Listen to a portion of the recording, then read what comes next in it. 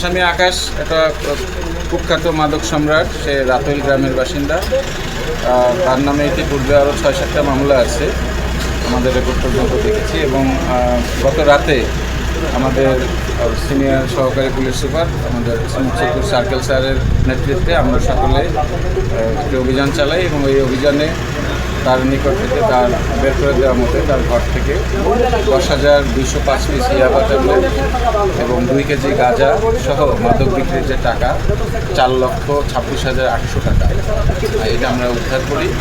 এই মামলা দায়ের প্রক্রিয়াধীন আছে। মাদক বিক্রির টাকা সে এটা তার ব্যক্তিগত অ্যাকাউন্টে সেট করে তার সেই খাতাপত্র, কাগজপত্র, নথিপত্র আমরা উদ্ধার করেছি।